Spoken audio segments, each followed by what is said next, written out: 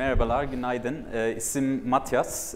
Sizinle bugün biraz sosyal girişimcilik hakkında konuşmak istedim. Bana İngilizce biraz daha kolay geliyor, o yüzden İngilizce devam ediyorum. Umarım sorun yoksa. Before we start, I want to play a quick game with all of you. If I tell you that every 20 minutes in this world, every 20 minutes, a landmine explodes and hurts someone or even kills them, and looking at those two pictures, what do you think could be the solution that a social entrepreneur in Africa developed to the problem of landmines? Any ideas from the audience? Just, wave your hands if you have an idea how those two pictures could depict the solution to the landmine crisis in the world. I see you thinking. Do you want to give it a try? No? Excuse me? Yes, correct. African rats can be trained to smell the ingredients in landmines. And now in 25 crisis regions around the world, thousands of rats are being trained to detect landmines. They're not heavy enough to explode, and they're smart enough to find the mines. Mozambique, a country in East Africa, is landmine free because of the hero rats. That is social entrepreneurship, a brilliant idea in the hands of a creative person that wants to grow it and make it a new reality. If I tell you that breast cancer is the #1 type of cancer killing most women around the world, and if I also tell you that the earlier you detect breast cancer, 25% of death due to breast cancer could be avoided today, 25% of unnecessary death. How do you think those two pictures connect? Any idea? Yes? Probably a blind person can touch and feel the... Correct. Blind women, because of their special senses, can detect breast cancer faster and earlier than any doctor ever could. And if you know that mammograms, the machine examination, is very expensive, you would realize that this is a true solution to the breast cancer problem around the world.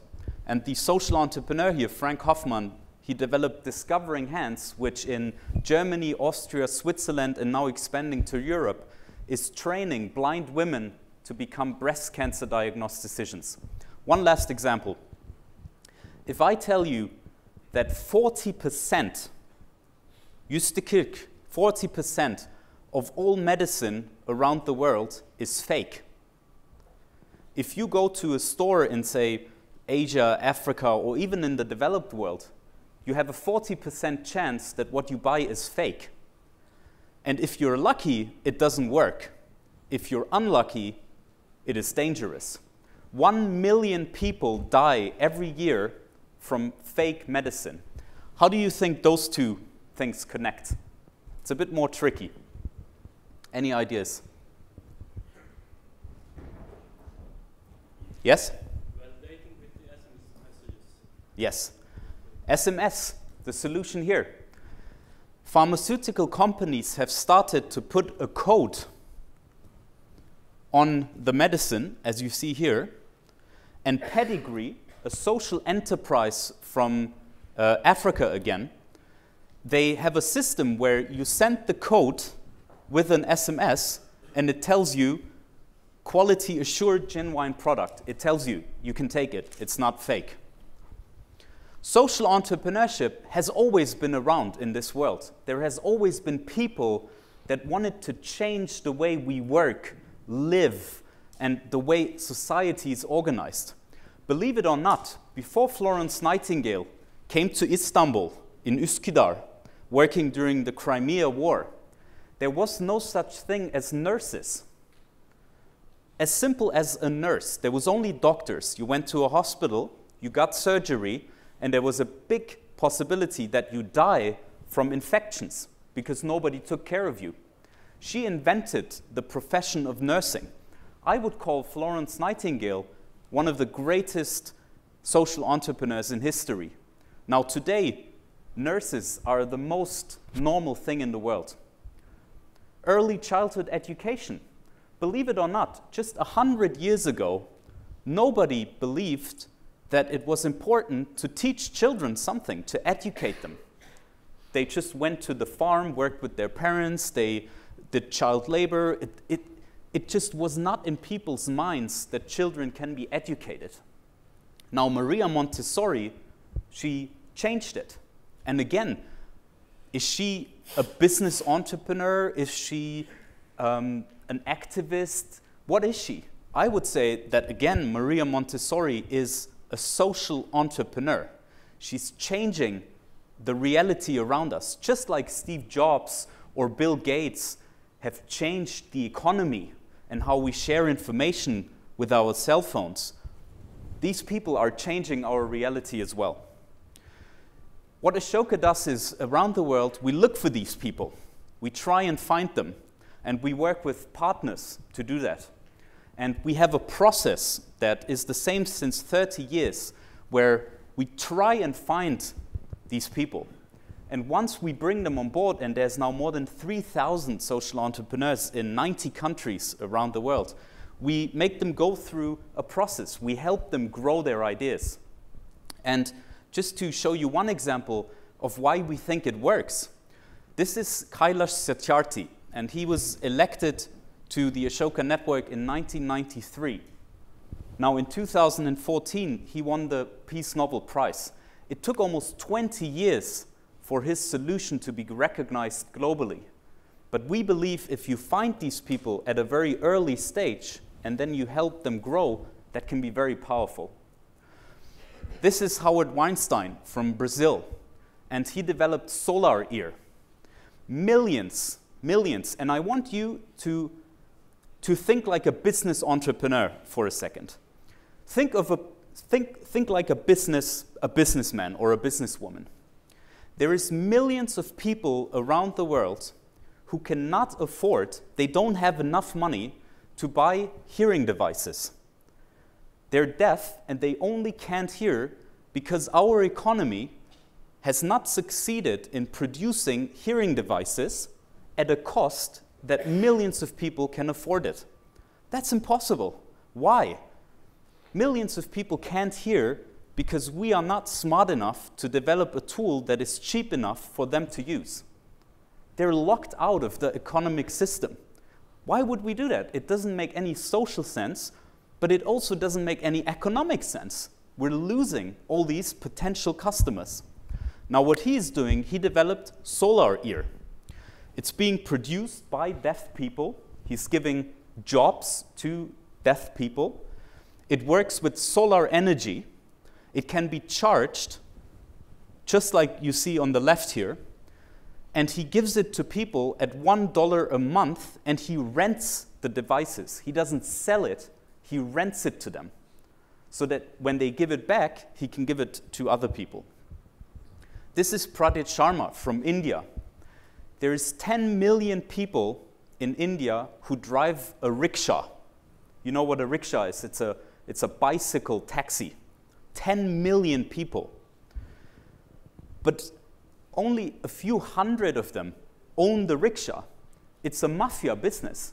The mafia is behind the rickshaw business in India because they don't own their rickshaws. They earn $1 or $2 a day. They live in great poverty. They can't afford to buy their own rickshaws. Now what he did is he produced much better rickshaws, and he made partnerships with companies to put advertising on the left and right side of the rickshaws, and he's now renting the rickshaws to the rickshaw drivers until they can afford to buy it.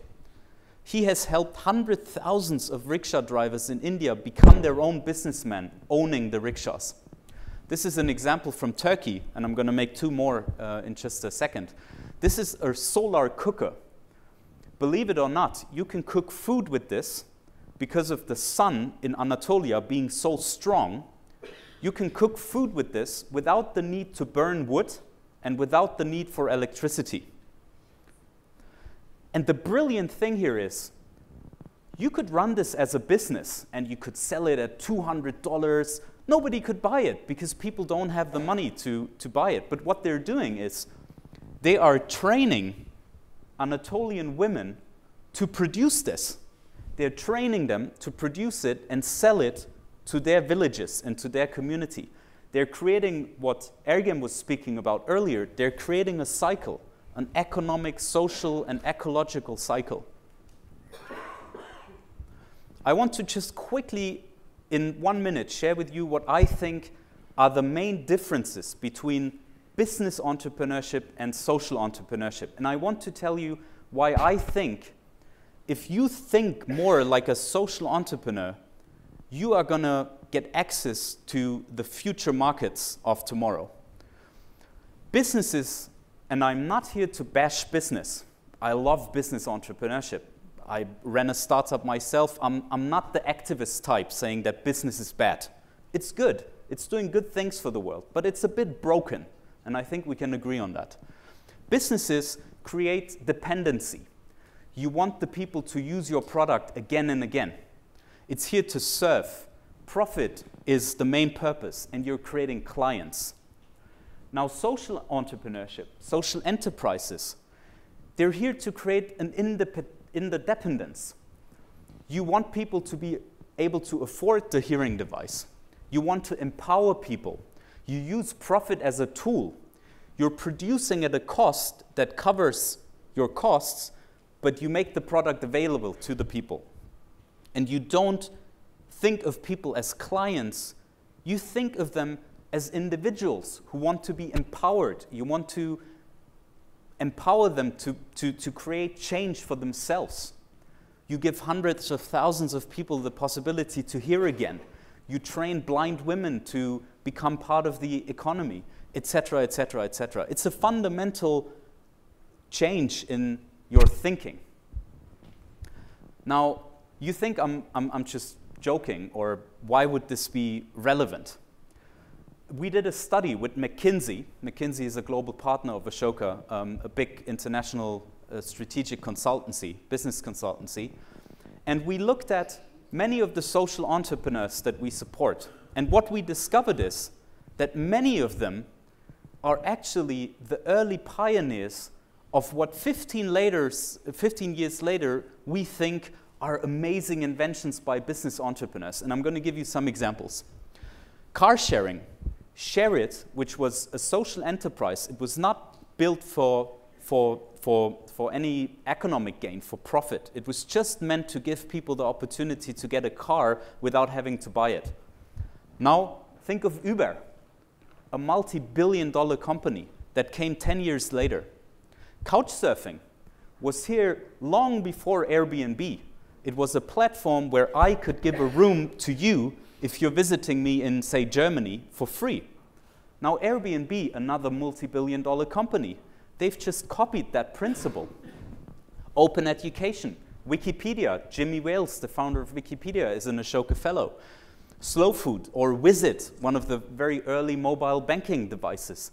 Now, everybody these days goes crazy over online banking and finance and tech finance and all these startups. They're the next billion-dollar markets.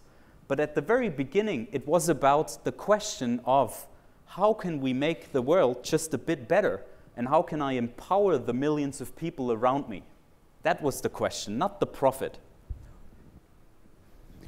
This is a venture from Turkey called Tabit, and Tülin Akin, I would say one of the greatest social entrepreneurs that this country has, created this. And it gives farmers, there's 3 million farmers, and if you include their family members, it's 9 million people in Turkey that live directly from farming, small-scale farming. She gives them access to technology. Believe it or not, none of the 3 million farmers in Turkey just 10 years ago used any technology in what they're doing. It was very archaic. Nowadays, 1.5 million of those 3 million farmers are using cell phone devices to sell their products. They have insurances. They have specially created laptops. They have systems for growing their crops, for selling them, for trading, etc. And Vodafone, a big mobile operator, as we know, has partnered with Tülin Akin. Now, what do you think? 1.5 million people that they did not have access to before because they simply didn't know how to reach farmers and how to connect them to the mobile telecommunication ecosystem are now part of the economy. Or BeFit, a women-only gym franchise. It was created to empower women all around the country. How can we give access to physical exercise to women that cannot go to the Bilardo salons and to the male-dominated gyms for cultural, religious, economic reasons? Nowadays, BeFit is the largest women-only gym franchise in Turkey, 300,000 members, women only, across 250 places in rural areas, in cities, in Istanbul, everywhere you can think of. And we don't do this alone. Many business entrepreneurs and businesses like Intel, Boehringer Ingelheim, SAP, and others, they have realized that it can make social and economic sense to work with social entrepreneurs. We're creating partnerships, learning from one another. Those two worlds, business and social, they're merging. And I really wish, if you take one thing home from the last 20 minutes, it is the excitement for this new reality. The business and the social world are merging. This notion of, oh, that's profit businesses and these are non-profit NGOs, activists, forget about it. Why are we separating the two? They're one thing. All of us are trying to just improve the world a bit better. And if we can combine our forces, we can do great things. And we have many networks and partnership opportunities at Ashoka to do just that. So be excited about the merging of business and social worlds, and think of social entrepreneurs as the pioneers, the early adopters, the pioneers of a new type of economy. Thank you very much. Teşekkürler.